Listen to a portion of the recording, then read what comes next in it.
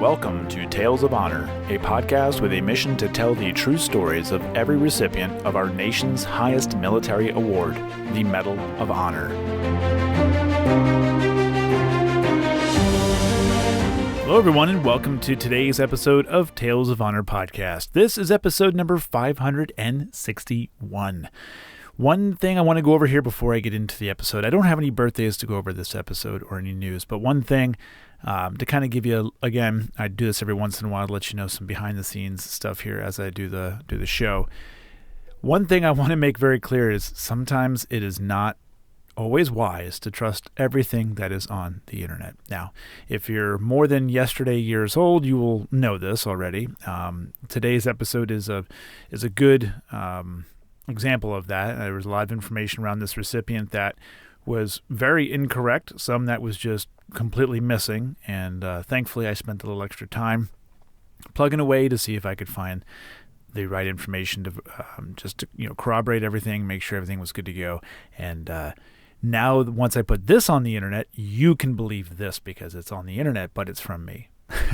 So just a heads up, not everything you find is 100% accurate, and you gotta plug away and do that work. So I'm very thankful I was able to do that. So without any further ado, let's get into today's Tale of Honor.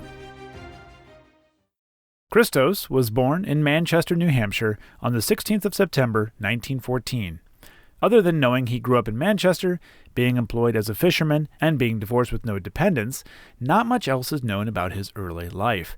By the time he was 28, Christos enlisted in the U.S. Army and within 2 years was deployed to Europe in support of World War II. It was his actions with the 337th Infantry, 85th Infantry Division that would later earn him the Medal of Honor. The citation reads, "Leading a squad of Company L, he gallantly cleared the way for his company's approach along a ridge toward its objective, the Cassone di Romagna.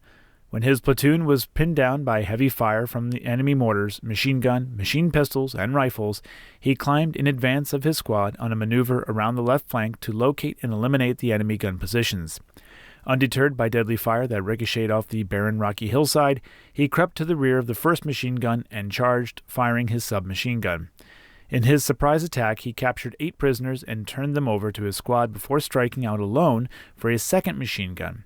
Discovered in his advance and subjected to direct fire from hostile weapons, he leaped to his feet and ran forward, weaving and crouching, pouring automatic fire into the emplacement that killed 4 of its defenders and forced the surrender of a lone survivor.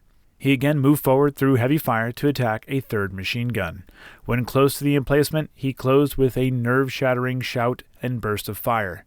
Paralyzed by his whirlwind attack, all 4 gunners immediately surrendered. Once more, advancing aggressively in the face of a thoroughly alerted enemy, he approached a point of high ground occupied by 2 machine guns which were firing on his company on the slope below. Charging the first of these weapons, he killed 4 of the crew and captured 3 more. The 6 defenders of the adjacent position, cowed by the savagery of his assault, immediately gave up.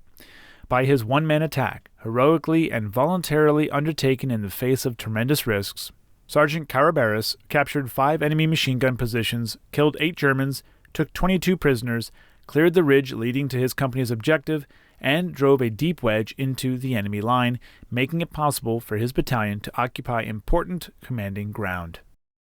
Christos received the Medal of Honor from President Truman on the 12th of October, 1945, in his ceremony at the White House with 14 others, to include Desmond Doss.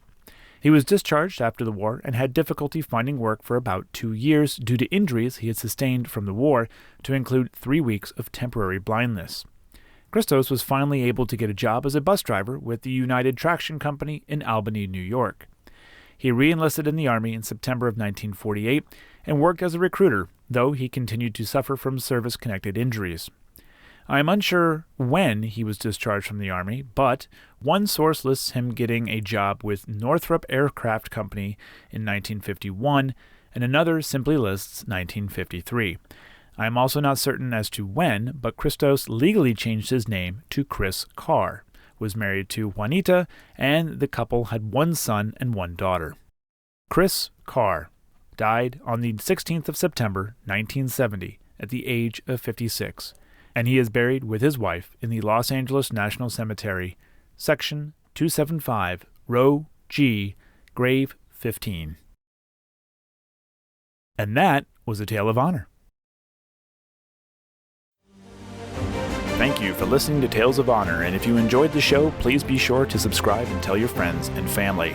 Tales of Honor is written and produced by Christoph Ambrosch, and theme music is Loyalty and Duty by Floruz Music.